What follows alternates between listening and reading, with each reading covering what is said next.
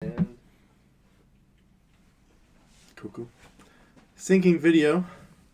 1, 2, 3. Sorry, Penny, I didn't mean to. I was gonna say you caught her attention with the clapping. we have friends down here. I thought I was about to fall and eat. I thought Everybody gets shit. Yeah. No, Penny. that's my Friday night. Hi, Penny. Junior, this in.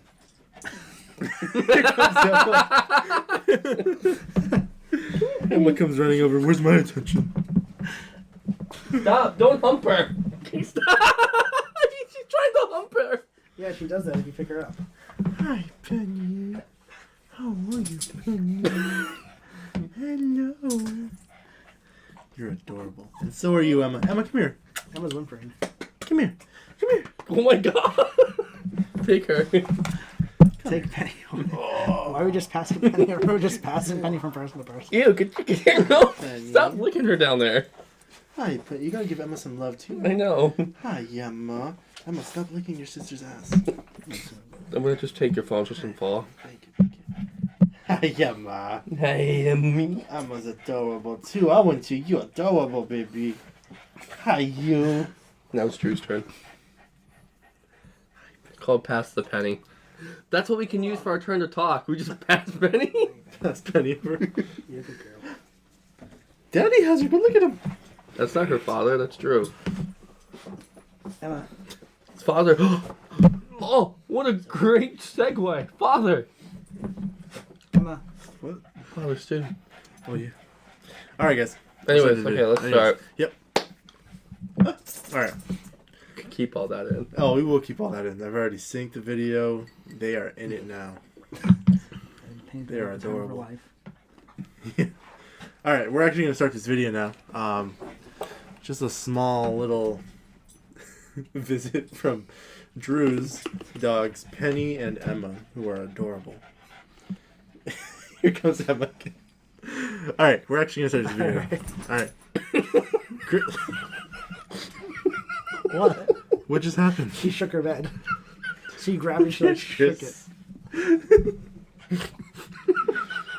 All right, Drew's dogs are adorable. Let's get this ball rolling. All right, guys. Okay, I'm good. You good? You sure? Yeah. You need another minute? Or a sip of water or something? Actually, yeah. We'll wait.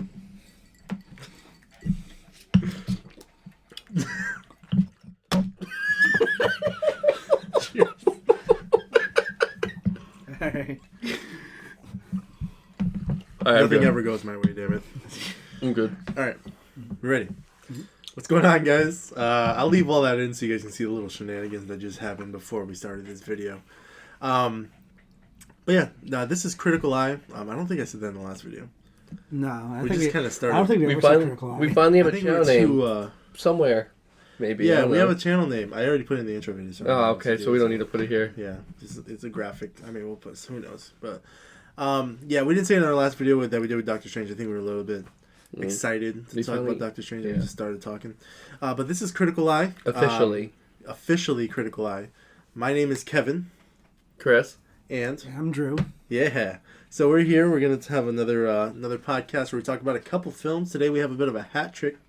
We're gonna talk about Father Stu, the new Mark Wahlberg movie. We're gonna talk about The Unbearable Weight of Massive Talent, which is the Nick Cage movie about Nick Cage, starring Nick Cage. Pedro Pascal. Pedro Pascal. That too, yeah. And then after that, we're gonna talk about the one that I think we're gonna have the most to talk about, which is The Northman.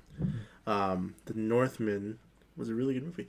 But we're going to do those in order just like that. We're going to start with Father Stu. Do you guys remember Father Stu? It's been a little bit since we've watched it. You know, here and there. Yeah. Yeah, I like Father Stu. Yeah, it was I thought fun, it was a good story. Father Stu was really good. Yeah, I thought the story was good. The only thing I can remember of that thing was Mel Gibson's beard.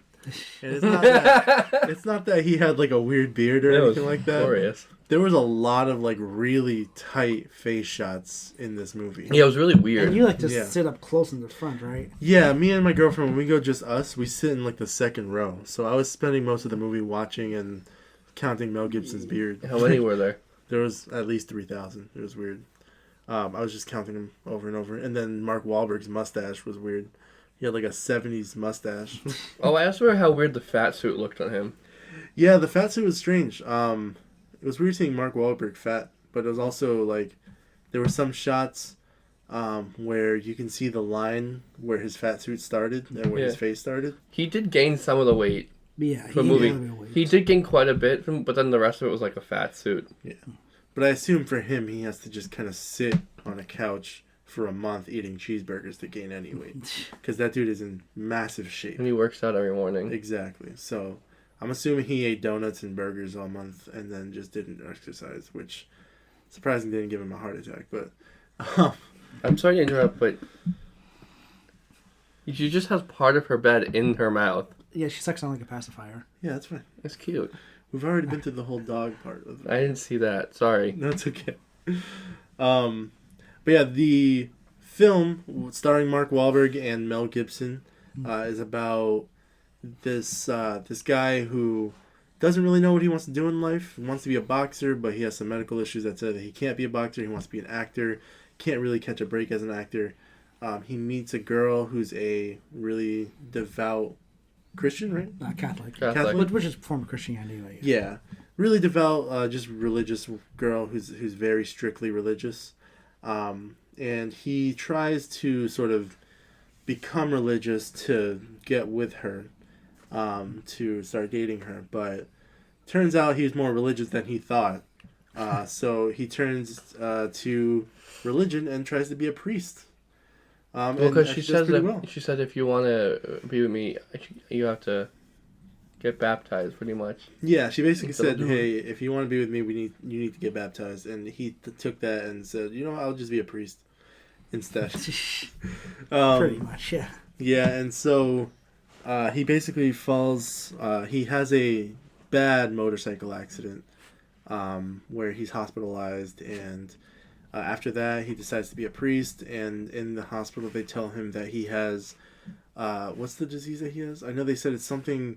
It's similar to Lou Gehrig's. They didn't tell him at that point. They told him much later in the movie. So like he got in the big accident and he was supposed to die, but a miracle happened and he didn't die. Which, because of that miracle, it influenced him to want to do the work of God. Mm-hmm. So then he starts going to the path for priesthood, and then something, I forget exactly what happened. Something else happened where he might have collapsed or something. Where he goes back to the hospital. Oh yeah, he's playing basketball and he can't stand up. Inclusion body mitosis. Yeah. Or myositis. Yeah, he's playing basketball. He falls to the ground. He can't get up. It's a degenerative muscle disease that renders him disabled. Oh, I thought I was going to say what it was. It's a degenerative muscle thing. Similar to Lou Gehrig's. Exactly. His muscles are degenerating, and he is eventually going to be paralyzed. Because he had hip surgery, and then they found it too. Yeah. So he's going to be a priest, and he finds out that he has this disease. So the movie is basically about him trying to cope with having this disease and becoming a priest at the same time. It's actually a pretty good film. I think Mark Wahlberg basically just plays Mark Wahlberg in this movie. And then Mel Gibson's the same way, just playing the old angry asshole. He normally does. Yeah, that he normally does. And Mel Gibson plays his dad, who's basically like absent from his life most of the time. What is that? Is that okay? It's Emma. Is Emma okay? Yeah, she does that. Sorry if you guys can hear that in the background. Okay, wait, let's be quiet for a second, see if it picks it up. Yeah, she stops. She's fine. Yeah, she does that, yeah. She sucks on like a pacifier. Oh, gotcha. But yeah, he lives with his mother in some town. Which town does he live in? I forget. It's somewhere Midwest, so he moves west to L.A. Yeah, he moves out to L.A. to try to be an actor, and that's when he finds the religion part and of his first job was like a commercial for some whatever. Yeah, his first job was a commercial for some kind of like a ShamWow commercial. His mom was like excited. He's like, "It's gonna be on," and then she sees it, and she's like, "Oh." She's like, "Are you kidding me?" And that's pretty much all he does with his acting career. Yeah. His dad doesn't want anything to do with him, but when he moves out to LA, he keeps in touch with him to make sure that he knows that he's there, and to like try to steal his truck at one point. Yeah, that's how he reconnects with his father, by stealing his truck. Yeah. Decent movie. I mean, Yeah. not much else to say about it except I don't really like the whole like face thing because it was weird. Well, it's a new director. Like this is her first. It was a directorial debut. Yeah. So Interesting. and I mean, as a directorial debut, I thought it was fine. It's actually she's actually Mel Gibson's girlfriend. Really? Yeah. Did he produce the movie? Probably. Yeah, I know Mark Wahlberg produced it. Oh, is this his girlfriend? Yeah, it's his girlfriend in real life. Gotcha. Interesting. Well, we'll see what she does from now on. I don't know. This one, Yeah. it was good, but I didn't. There was a lot of weird, like, very close face shots. Like, the frame was here Yeah. in most shots. And I was like, can you get off of their nose? I can see their hairs. Like, it was a weirdly shot movie, but the story was really good and the performances were pretty solid. With the story, like I thought it was a good story about this guy trying to overcome all the challenges that life brings to him. All of the marketing and advertising though made it seem like there was going to be some really big thing that happened in the movie, like he was going to start walking again or something. But Well, no, it's a true story. Yeah, I know it's a true story, Yeah. but like they made it seem like it was a much bigger story than what it was. Yeah, like it was Which some the kind of miracle. biggest thing that happened was that he didn't die from that motorcycle accident, which is definitely a great thing for him. Yeah, absolutely. He died later. Yeah, he did die. Well, yeah, he died later on. So, okay. Not in the movie. He died. There's like a small sign, like I think it's called a denouement, where they do like the face of everybody, and they say like, oh, they did this and this time. They're just kind of this like person. Boys in the Hood, Stand By Me, those kind of like end Yeah. scenes. And he basically Like died so and at, so like, went on to 50. do Yeah, he died at like 40 something or 50 something. I think it was 50. Yeah, but he was basically a priest for the rest of his life. You know. Yeah, which was interesting because he almost didn't become a priest. Yeah, he almost didn't. He sent in letters over and over and over, and they just kept telling him no. And then he was eventually Then like, "You're gonna take me." Yeah, then they took him. Yeah. And then when he got sick, the Vatican wouldn't let him become a priest, and Monsignor had to tell him he can't become a priest. Mm-hmm. And at the very end, which was pretty emotional, where he thought he was just going to church with his father, it turns out that they were, bringing him into the church as a priest. Yeah, which confused the hell out of me because I thought it was a marriage scene. I thought he was getting married to the girl because she showed up in like this white dress, and I was like, Yeah. "Oh, they're getting married," and they were like, "No, he's just becoming a priest," and I was like, Well, he didn't know. He was confused too because he was like, "Why is she marrying me? I'm going to die soon." "Yeah, but he's supposed to be confused. I'm Yeah. not supposed to be confused. I'm supposed to know that." We're supposed to like, see what kind of- I think we're supposed to see it from his perspective. So like we have no idea what's going on. He's making predictions. So we're supposed to be. Yeah. Because the movie's supposed to not think it's him, a we're wedding seeing at it from first. his point of view. Yeah, we're supposed to think it's a wedding at first too. Like, you know how like when he's in the graveyard and he's like in the very beginning and he's like there and then he's like thinking back on his life. He gets mad and like punches a statue and you're just like, Yeah. yeah, and then the police pull up and he's like, oh shit. Which really, because at the end of the movie, that's the same church he goes to, right? Yeah, I'm pretty Yeah. sure. Do the police do they arrest him or do they just like go home? I think they took him like in for the night because like Yeah. the next Because day he was there out. like smoking a cigarette. Well, that was I'm pretty sure that was. The I don't next know why day, he so went they like probably- this when I said smoking a cigarette. They probably just held him overnight because I'm Mm-hmm. pretty sure he was out like the next day. For punching a statue. Yeah, for punching a statue Yeah. and bleeding on the statue. Yeah. One thing I'll say Piecing for the statue. for a very religious Christian movie, there's a lot of swearing in this. Yeah, What's Yeah. Mark Wahlberg? I know. It's just and Mel Gibson. You don't expect a lot of swearing from like a Yeah. movie about coming to God. yeah, Well, and definitely then- a lot of swearing, a lot Mark- of like sex references before marriage. Mark a lot of, Wahlberg has his own like production studio, and he says he wants to make more like faith-based movies. I can see it. I mean, we'll see what he makes from there. You never know. I mean, $7 Productions from The Rock has made some decent movies. Yeah.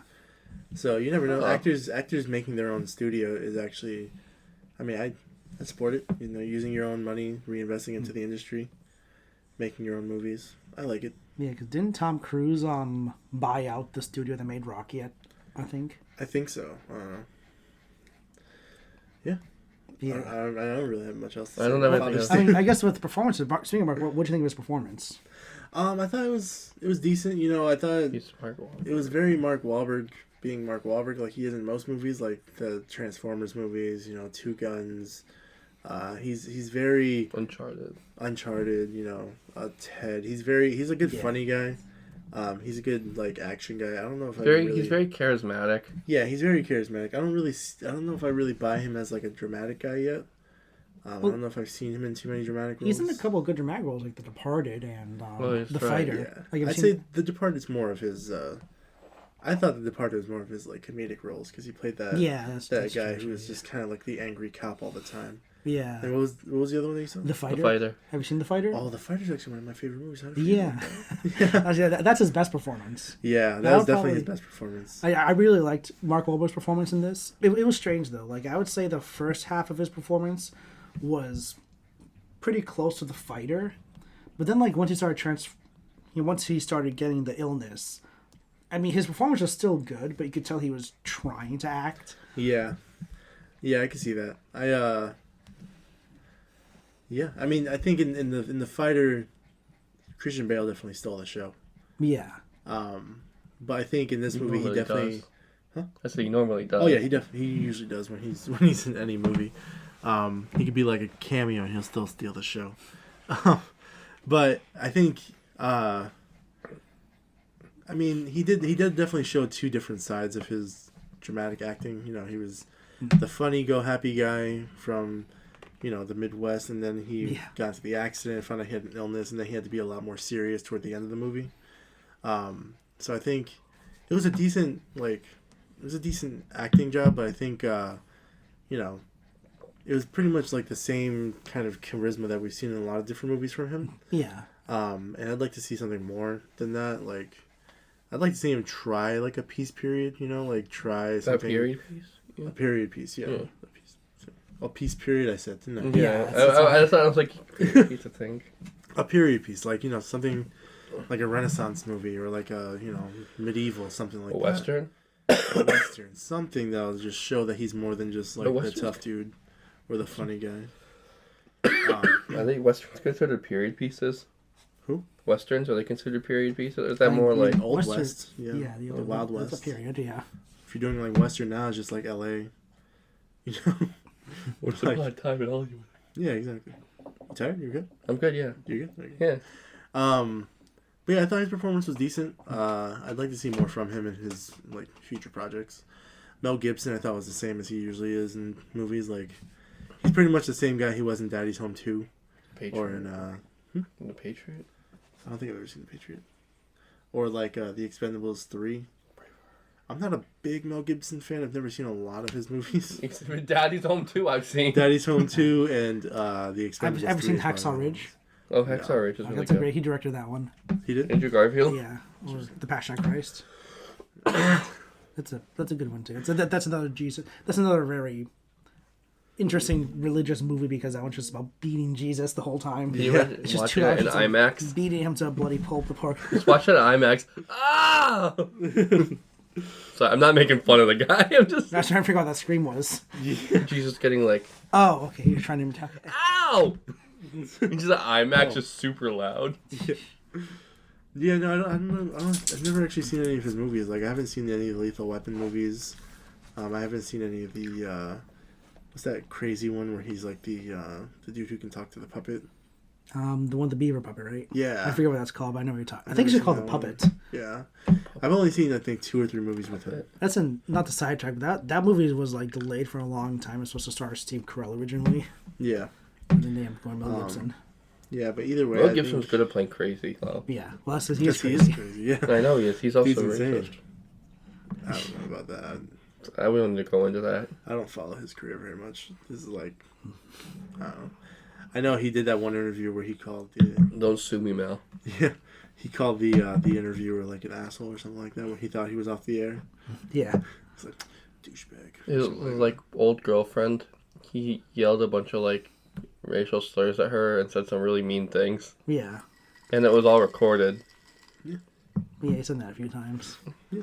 I mean, that's a lot of people, like, I'm not trying to justify it, but a lot of, like, big actors have been caught doing things like that. Like, you know, Martin Sheen, is it? Or Charlie Sheen? Charlie Sheen. Martin Sheen. I was trying to figure out which Sheen I was talking about.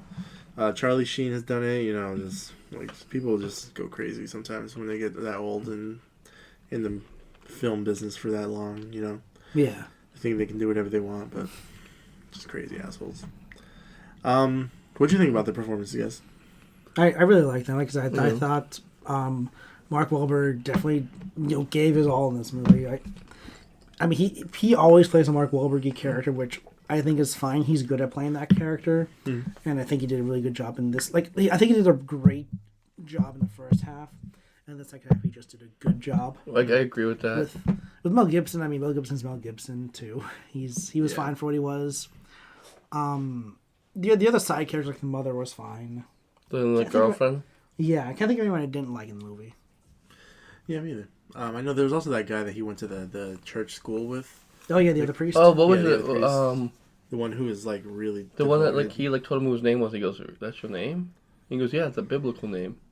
Not that one. No, the one who was in the confessional booth with him at the end. Oh, yeah, no, not that guy. That guy's name was like Ham or something. Ham. Yeah, no, we're talking about the other guy, the one who like at the end went into the confessional. Yeah. And confessed that he didn't want to be a priest at all.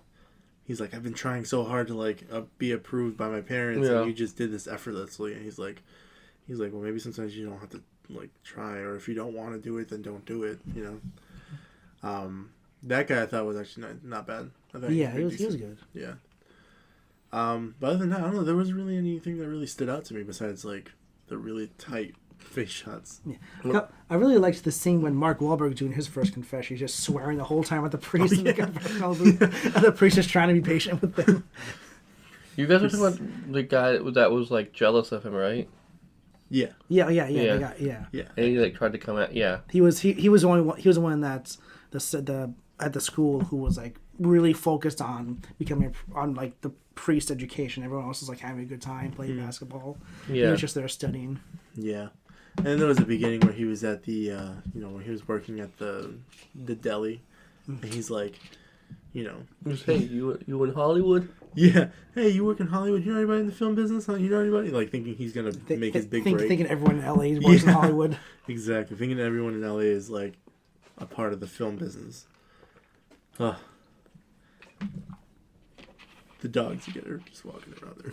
It was just following Penny around. Father Stu, from what I've heard, he was a pretty funny person in general. Father Stu. Yeah, I mean, I don't doubt it. I'm sure he is. When he had his electric wheelchair in real life, he would drive to like the McDonald's drive-thru with it, and he would just start ordering his food. And like he couldn't move his hands, so he'd be like, "I'm sorry, you have to come on and grab the food. You have to grab the food from my pants." Grab the food. Or sorry, grab the money from my pants. Grab the food. I could see that. He was pretty funny in the movie. I remember he had like a few moments where I was cracking up because he was funny. I don't remember what those were. It's been a little bit since we watched these movies, if we're being honest. But yeah, anything else you guys want to talk about with Father Stu? Not really. No. Yeah, me either. Out of 5 stars, how many?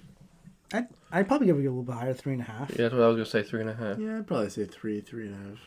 I'd probably give it a 3. Write that down real quick. But yeah. Alright.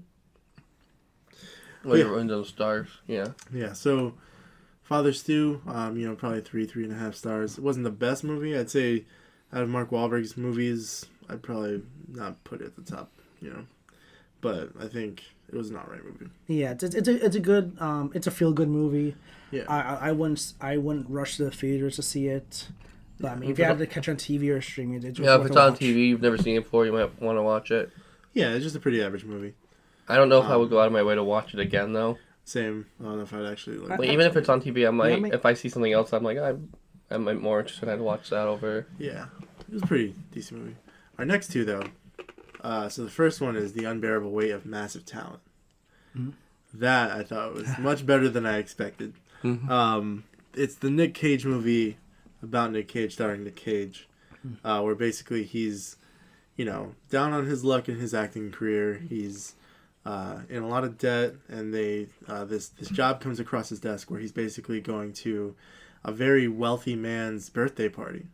And he thinks it's a kid's birthday, though. He thinks it's a kid's birthday? Yeah, remember? Because they're like, you're going to go to Hobby's birthday and just be there, and you're going to get paid for it, and that's it, and then you'll come back. They did? And so when he gets there, and he's talking to Pedro Pascal, I don't know if he thinks it's a kid's birthday. He's asking about Hobby, though. He's like... He thinks that he wants to, like, fuck him. What? He thinks... Well, no, he thinks Javi is just like a worker for Javi. Yeah, he doesn't realize he's actually Javi. He thinks he's one of the employees. So he's like talking like smack a Javi, and then he goes, "I'm Javi," and he goes, Because Nick Cage. Yeah, but do you remember in the boat when he was talking to Neil Patrick Harris's character? He was like, oh, and if he wants me to like do this and do that and do this like for him, like freaky stuff in bed or something like that, he's like, you can tell him like forget it. Yeah. You remember that? And Pedro Pascal's just like... Yeah, Pedro Pascal's like, I'm Javi, before you continue. Like, yeah. Before you keep saying this weird shit, I'm Javi. Nick Cage. Yeah. But yeah, The Unbearable Weight of Massive Talent, very good movie. Very much better than I expected. A better like Nick Cage movie than we saw recently. I actually haven't seen Mandy, but I've heard a lot of good things. But like we watched Willy's Wonderland a while ago. Yeah, that was almost a year ago. He didn't have one line of dialogue in that movie. He didn't. He was silent through the entire movie. All he did was kick ass and take names. That was it. It was alright. The last Nick Cage movie I saw was Pig. So. You saw Pig? Yeah. Was he good? Yeah, that was really good. Yeah. I haven't seen Pig yet. I gotta watch it. But it was good. This movie at least. You know, it was funnier than I expected. I didn't expect it to be that funny. I thought it was gonna be more like Nick Cage talking about his own career and how funny it was. But this one, he really made fun of himself in this movie. Yeah. Like, which I thought he didn't like take his career too seriously with this one.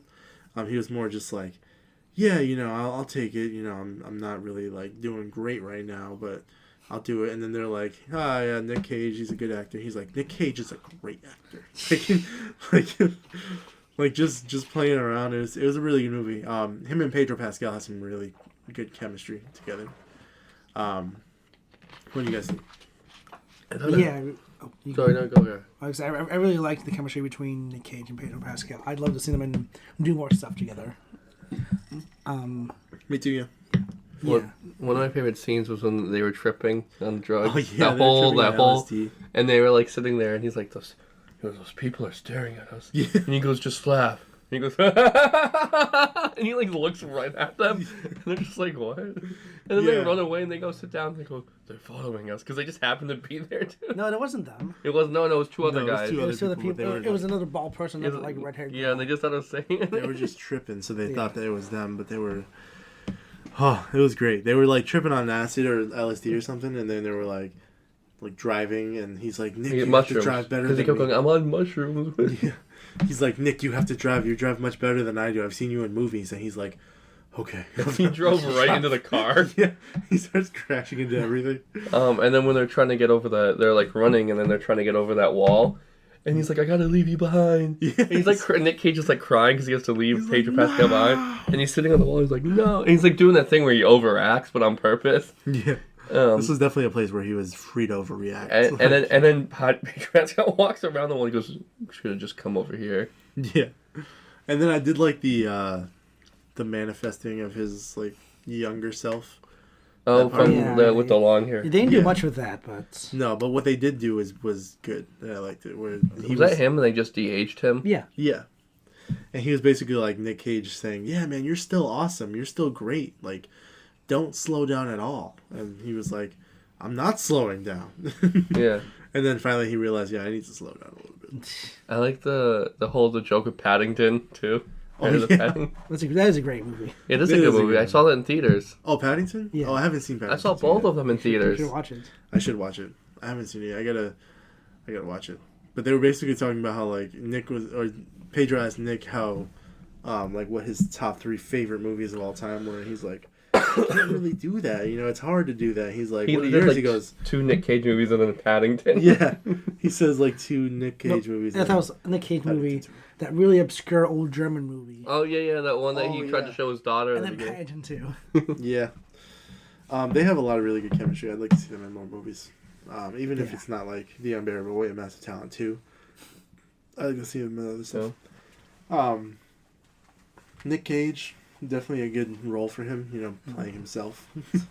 I like that's what he was born to do. Yeah, exactly. I like the way it ended, where it was he made a movie about what happened while they were there. I pretty much, I knew that was going to happen. Yeah, early. and then in the movie of what happened, Demi Moore played his wife. Yeah. I guess this is the second movie we've seen where there's like a movie within a movie. Yeah. What was the other one? Everything Everywhere All at Once. Oh. What? Remember, like they do the fake ending for Everything Everywhere. Yeah. Oh yeah. Not to spoil that one, but I mean, we already talked about it. Yeah, if you haven't seen our Everything Everywhere All at Once video, definitely go check it out. I don't want. No, I'm just kidding. Yeah, don't watch it, Chris. All right, I won't. But yeah, this movie I thought was really good. It's funnier than I expected. You know, it's better than I expected. Pedro Pascal, I love Pedro Pascal. Yeah, I know most people know him from like The Mandalorian or like Wonder Woman, but I've seen Narcos. He's gonna be in the new The Last of Us show on HBO. Yeah, he's gonna be Joel in The Last of Us. That's supposed to come out this year, I think. I don't. Yeah, but I've seen him in Narcos, and he is fantastic in Narcos. I love Narcos, and he plays Javier Pena, who I know they share the same name. Is not a drug pin. He actually works for the DEA. And in this movie, he's gets to kind of flex his comedic muscles. Yeah. Yeah, because he came off of Wonder Woman '84, and that wasn't a very good movie. I didn't like it. Yeah, I forgot he was in that movie actually. Yeah, he was. I'm pretty sure the main bad guy in that movie. He was. They didn't do much with Kristen. Not Stewart. Wiig with Kristen Wiig. Her cheetah character. Yeah, they should have done more with her. Like she should have been the main bad person in the movie. I thought she was going to be. Same. No, it was Pedro Pascal telling the weather or something like that. Yeah, Pedro Pascal. He looked at the weatherman in the movie. He did. Yeah. But he's had some bumps in the road, but I think he's definitely one of those TV stars who's gonna break out into like big time movies soon. Nick Cage? No, Pedro Pascal. Oh, I was like, what are you talking about? He's a huge like star. This our young up and coming Nick Cage. He's got potential after this movie. Yeah. For... You check the kid out. He's really good. Nick Cage. Yeah. Tiffany Haddish and the other guy. Like Barinholtz. Like Barinholtz was the other guy. Yeah. They didn't really do much for me in that movie. I mean, Tiffany Haddish, I guess, was important to the plot. They just sort of died. Yeah, they just kind of died. Yeah, remember, they both get shot. Oh, yeah. I think we then never mentioned again. Yeah. They told Nick Cage what to do, and then they fucking died. There was that scene where Nick Cage was supposed to play the, he's, like, playing the part of that drug lord that they think that was, like, the leader of that whole group. Remember when they're trying to infiltrate the, that, like, what are they, that castle, what do you call it? That building? They're trying to infiltrate the place, so his wife's a makeup artist, so she... Oh, yeah. Yeah, she dresses him up as, like, this guy that they're actually expecting, but he doesn't look anything like the guy. Well, nobody knew what the guy looked like. Oh. So that's why they were able to do that. That makes sense. Either way, he was trying to infiltrate the place, and so he had his wife fix him up to look like whoever he was supposed to look like, or look like somebody who they were expecting. And his wife was more believable as who she was trying to be rather than him, which was weird, but it was funny. And then when he finally found, or when Pedro showed him the collection of like Nick Cage stuff, I'm sure there was a lot of Easter eggs there that I didn't see, but I saw like, you know, the statue, yeah, like the National Treasure, the National Treasure poster, a bunch of other stuff in there. There was a big statue, and he's like. And Nick Cage was like, it's grotesque. How much do you want for it? Yeah, the guy was like, yeah, I paid like $6,000. He's like, I'll give you $20,000 for it. I'll give you 20. It's like, it's not for sale. I don't care. And then he's like, are those my golden guns? When he finally like confronts him, he's like, yes, they're my golden guns. They were funny. It's a really good movie. It's hard to like remember a lot that happened in the movie, but I thought it was a good movie. It's funnier than I expected it to be. Better, like, Nick Cage movie than I've seen in a long time. I'm a alright fan of Nick Cage. You know, I was a good fan of Con Air. I love Con Air. And, That's a joke they make in the movie. What? That's a joke they make in the movie. When Tiffany had just on the phone with, like, Barinholtz, and she's like, Nick Cage is here. And he goes, Nick Cage? She goes, yeah, you've seen Cruise too? And he's like, I'm 44 years old. I've seen Con Air and Face Off. Why the hell would I see the Cruise 2? Yeah. He's like, I'm 44. Why would I see Cruise 2? Which is understandable. Yeah. You're 44. You're not watching Cruise 2 for Nick Cage movies. You don't have kids. You're not, yeah. Yeah, you were alive for The Rock, for, you know, all of his other bigger movies. Con Air. Yeah. You know, all of his other big movies that he was a huge star for, Face Off and stuff like that. So it does make sense. Why would you know Cruise 2? Yeah. I'm interested. I'm kind of surprised you had like low expectations going into this movie. Like, I'm curious why you didn't have any like hopes for it. Well, because I hadn't watched a Nick Cage movie in a long time, and the last Nick Cage movie I watched was Willy's Wonderland. What, Ghost Rider, man? I haven't seen Ghost Rider since it came out, man.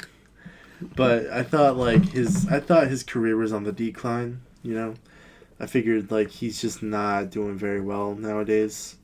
So I didn't expect much from this movie, but he knew how to turn it around. He did pretty well. You know, last year and this year alone, he's been in quite a few. He's always been in quite a few movies because. Oh yeah, it was always lower budget though too. At one point. Yeah, it's like he did more quantity over quality. Like he. Then they because then he would spend all his money. Let's say they go over that in this movie about how he had a lot of debt and he was taking on these roles so that he could pay off those debts. Yeah, every role was like the role of a lifetime for him because he wanted the role so bad. It wasn't like, oh, this is just another role. Maybe I'll pick and choose. It was like every role for him was the role of a lifetime because he was like, oh, I need to make it this big of a deal, and it's like it's not that big of a deal. Yeah. What else did you guys think about it? I enjoyed it. Yeah, I enjoyed it too. I don't really know if I have much else to say. Yeah, really, it was good. You tired? Yeah, I thought. Yeah, I mean, this kind of a trend that Cage movies where he'll have like 4 or 5 flops in a row, and then he'll get something pretty big. Like with last year, he had a couple movies that weren't that critically good that came out, and then he ended up releasing Pig, which was probably one of his best movies that people have seen. I have to watch Pig. It's on Hulu. Yeah, it's on Hulu now, I think. Pig and Mandy I have to watch. I gotta watch Mandy too. Yeah, What's Mandy on? I have no idea. Probably nothing. Mandy, I heard, is like a fever dream. Yeah. It's just like a bunch of crazy shit, a bunch of saturated colors. But it's like a perfect Nick Cage movie. That's what Doctor Strange was just like. What? Well, no, a lot more batshit crazy than that. Oh, I know. I've seen like clips. And going into this movie, the idea of it being a self-aware Nick Cage movie where he just sort of makes fun of himself, I had like good expectations going into this. That's too. I was like, he's like a really good sport to do that. Yeah, so I was satisfied with what I ended up watching. Yeah. Sorry, I interrupt you. Sorry. Oh, no, it's fine. Don't worry about it. I wasn't talking to you. Okay. I guess I was just expecting it to be like, I didn't know how well Nick Cage was gonna be able to make fun of himself. I was say, who else can play Nick Cage? I don't know. Who else can play Nick Cage? Nick Cage can play Nick Cage. Tobey Maguire, maybe. I don't know. Yeah, I just didn't know Tom Holland, Chris Pratt. Yeah, I just didn't know like how well he would be able to make fun of himself. So I didn't know if he was gonna take the movie very seriously and be like angry at all the jokes that he made about himself, or if he was actually gonna be able to do that. That'd be kind of weird if he goes into this movie hating it the whole time. Yeah. Yeah. But yeah, I mean that's all I really know about it. What else do you guys say about it? I'm more excited to talk about the Northman. Yeah, I don't have much else to say. I mean, what were your ratings for this one? I'd say probably a good 3.5, 4. Yeah, probably 4. 4. Yeah. I give it a 4 too. True. Yeah. So yeah, those are our ratings for the massive weight of unbearable talent. The unbearable weight of massive talent. The massive weight of unbearable. It is too late for me. I'm dead right now. The massive weight of unbearable. I've been up since 5 with Tony, or 6 o'clock with Tony.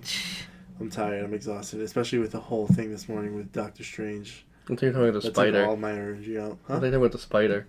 Oh yeah, the spider, dude. That took all my energy. Killing that spider after Doctor Strange was. Just afraid of spiders. Oh, I hate spiders. I don't like spiders, but I'll like. I forgot to mention the other movie. If that was me as America Chavez and I had a bee on me, I'd definitely open up the multiverse just to get away from the bee. I'd be like, I'm not staying here. There's a bee. You could just send the bee to a different universe. But I can go to a different universe where bees don't exist. But they're good for the flowers. Go to a universe where bees aren't needed for flowers. Yeah, I don't care about flowers. They just look pretty. Go to the paint universe. Yeah, I'll just be a blotch of paint. But yeah, those are our ratings. Are you guys ready for the next one? Yeah, All I'm right. ready to move on. So this is the one we've all been waiting for. Robert Eggers, The Northman. Is that you say his last Eggers. name? Eggers, yeah. I wasn't gonna say anything. Northman. I'm sorry. I come off as like a real dick when I did that. You said Eggers, and I kind of just looked at you, and I almost said I was like, nah, I'm not gonna say it. I'll like at some point I'll just naturally be like, yeah, I like Robert Eggers movies, because that way it wouldn't be a dick. Yeah. But Joe, what do you think? I liked it. I had a lot of problems with it though. I thought there was a lot that needed to be worked on that didn't really make sense. But at the same time, the stuff I really liked, I loved. Mm-hmm. Yeah, I mean, I thought it was a good revenge movie, a good revenge story. Of course, Robert Eggers' most recent films are The Witch, and The Witch, yeah. The Lighthouse. The Lighthouse, yeah. Which I thought were good movies. You know, I thought The Lighthouse was good. I really liked The Lighthouse with Willem Dafoe and Robert Pattinson. I liked The Witch. I saw it, and then I thought, like, it was one of the better horror movies I saw recently. It wasn't really like a blood and guts horror or like a paranormal jump scare horror. It's more atmospherical horror, which is really what he's known for, is making like atmosphere movies where, you know, the tension just builds and builds and builds until you're ready to just shit your pants. Which is what, you know, The Lighthouse and The Witch are. This movie was like a slow burn movie sort of to the ending, but it was more of building up to the final conclusion. Like he was, you know, the movie basically, it stars Alexander Skarsgård, and he plays this kid whose father was killed by his brother when he was young. By the father's brother, not his brother. Yeah, the father was killed the by uncle. The father was killed by Skarsgård's uncle, aka Skarsgård's father's brother. Yeah.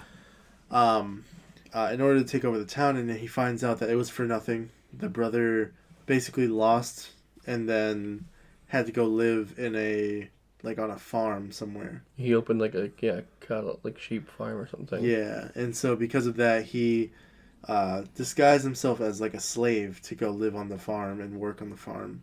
And when he got there, he started wreaking havoc. You know, he started messing with everybody, and then finally there was that final showdown where he got to fight the uncle.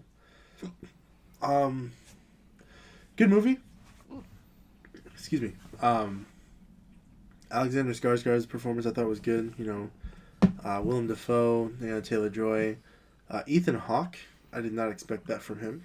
No, he played the father in the movie. Yeah, he plays the kid's father that dies. King, the original king. Yeah, the original king.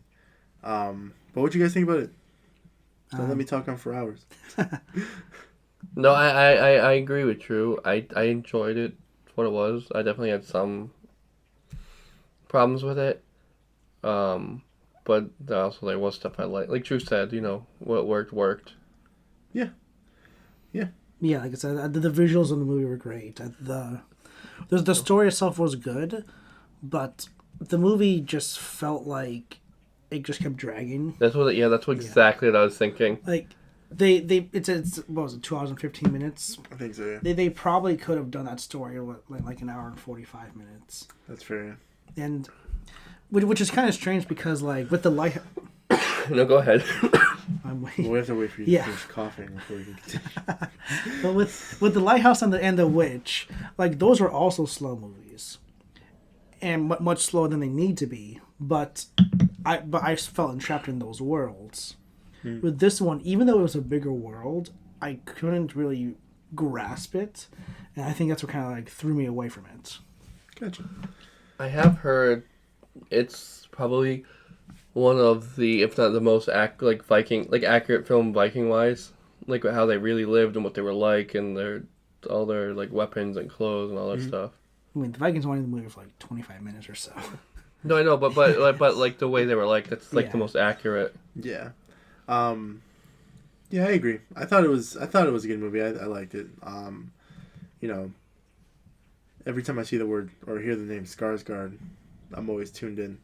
Doesn't matter which one it is. Skeller, Alexander, Bill, Skeller Skarsgård, the father of the group. The guy from Dune. Yeah, the guy from Dune. Yeah, Dune. Yeah. He's from also from Thor. He's from Good Will Hunting, Melancholia.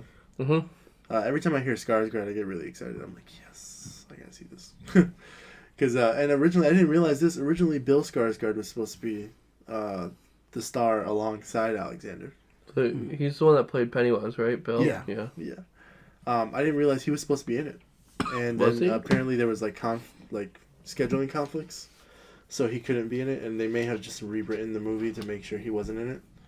I don't know which character he was supposed to play, or if the character even exists anymore. Maybe he's gonna play like the king's son, or his uncle's son. It's possible, yeah. Nah, I'm just speculating. Yeah. But I would have liked to see those two alongside each other. Apparently they haven't been in the movie together since like 2006 or something like that. But good performances, good solid movie. I thought there was gonna be more for us to talk about with this movie. I think we're just tired. Well, no, I mentioned this before. That's why I thought we should combine this with the last two movies. Is that for me personally, like I liked it, but there wasn't really a whole lot I could think to talk about. Yeah. Like even like coming up to this last couple of days, I was trying to think about things to mention or talk about. I guess one thing I will mention now that I'm thinking about the top of my head is I did really like the dialogue in this movie. It was almost Shakespearean, where the dialogue like had its own rhythm. Like when they talked, you felt like there was a beat to the talking. You did like it? Or you didn't? I loved it. Okay. Yeah. And I like it more than Shakespearean dialogue because I have no clue what they're saying in Shakespearean dialogue. Yeah, exactly. Yeah. But with this one, they're speaking English I understand. Yeah, so, I see that. I really like the way they were talking this, so I have to give them props on that one. Yeah, definitely. I could tell like between Skarsgård and Anna Taylor-Joy, they were definitely moments where they were talking back and forth, and it kind of built up the tension between the two, and then it just kind of built with the music, and there was a good rhythm to it. I agree. Well, even like when they weren't talking English, like when Anna Taylor-Joy was chanting, I don't know, like when she was on the boat at the end of the movie. Oh, and he like jumps off, and then she starts going off. It like says what she's saying in subtitle, like it's. Yeah, she's speaking a different language, I think. Yeah, I know, that's why. But yeah, I think when she was chanting like that, it was interesting. If I'm being honest, I was tired as hell during that movie. I was falling asleep, kind of. Not that it was a boring movie or anything like that. It's just I'm dead if it's a movie past like 7, and it was an 8:45 showing.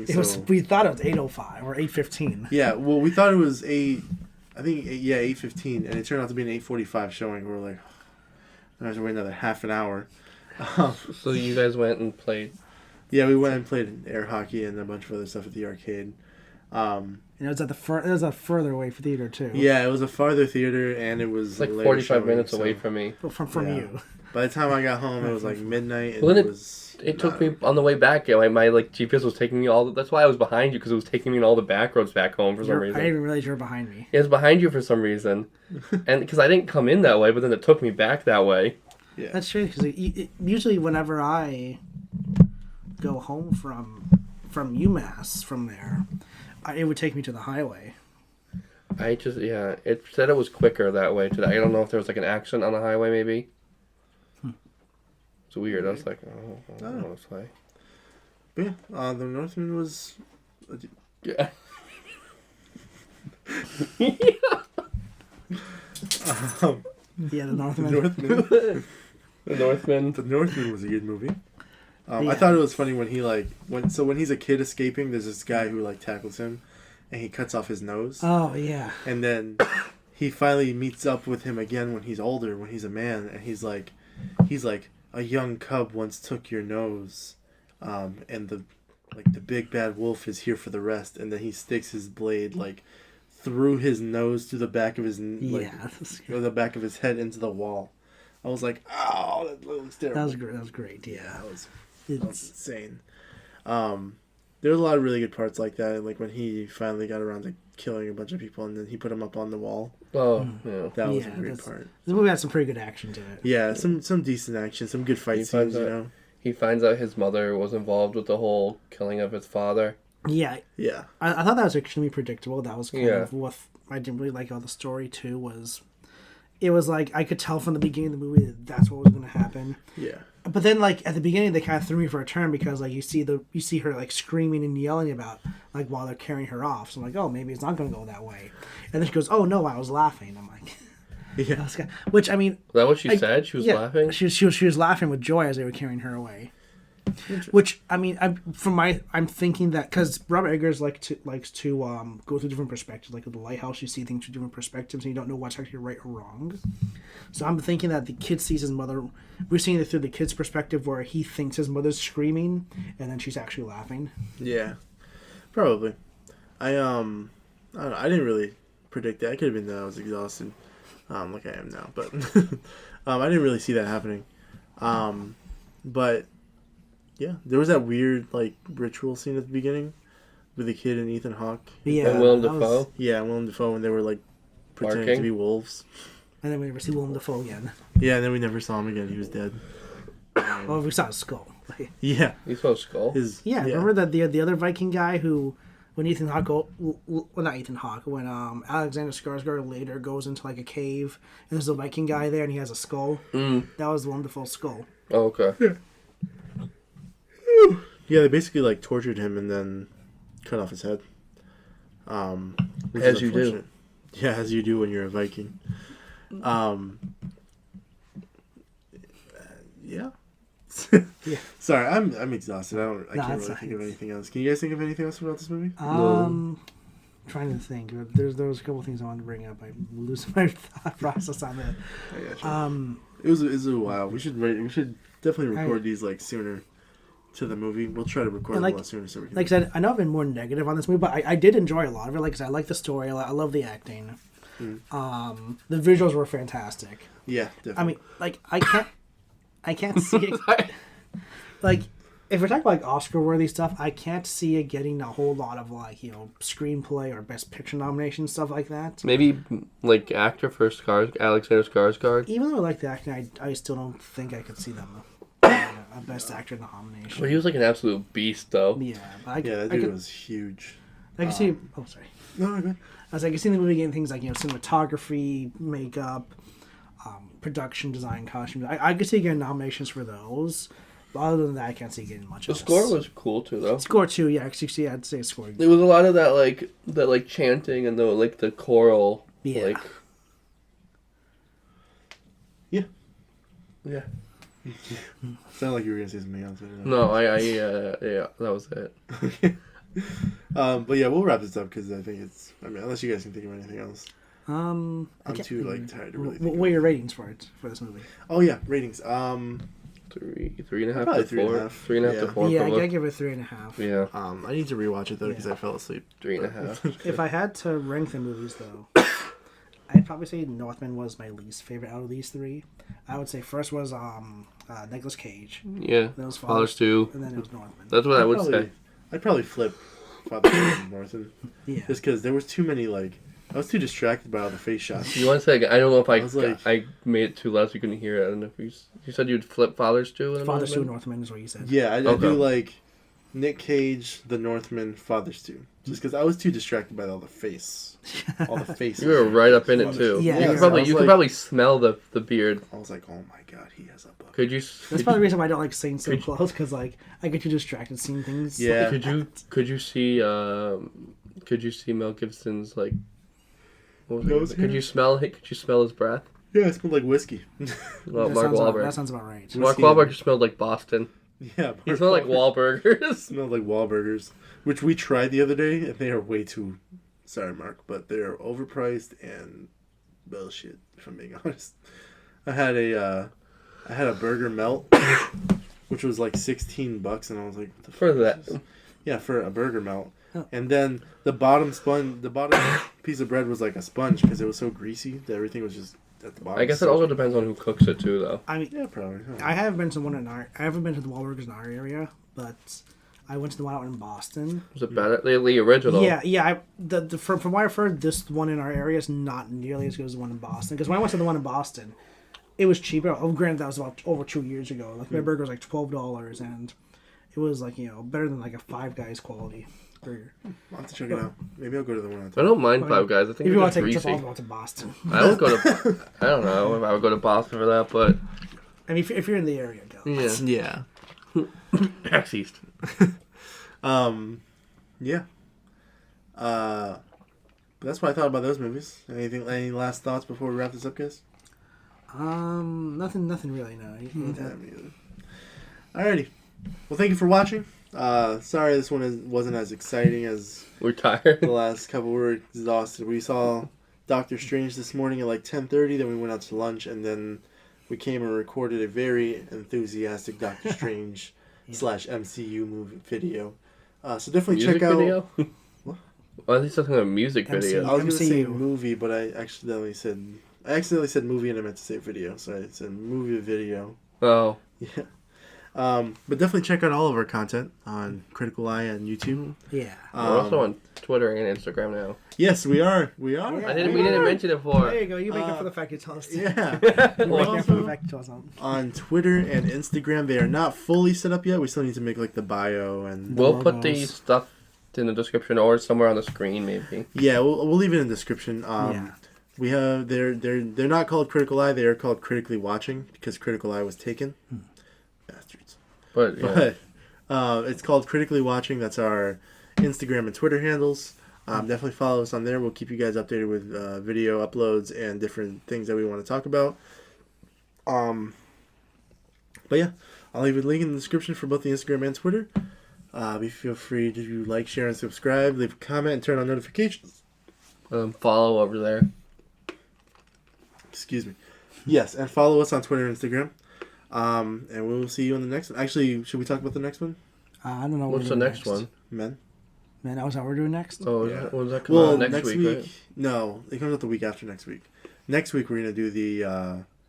We're gonna do another type of video that we're thinking about, which is basically we talk about a director's older work. Oh, is that right? And yeah, since Men is coming up, we figured we'd talk about Alex Garland. Oh, yeah, we mentioned Yeah, that. Yeah. we're doing a video on Alex Garland, and we'll probably figure out another video to shoot next week if you guys want. Okay. But I'm literally right down the street now, too, with my job. So. Oh, you moved into that new area already? Oh, Yeah. perfect. Oh, nice. Literally on the same street. True. But yeah, keep an eye out for our new videos. Like, share, and subscribe. I think I said that like 6 times. Yeah. Yeah. You know what to do. And we'll see you in the next one. Later. See you later. Bye.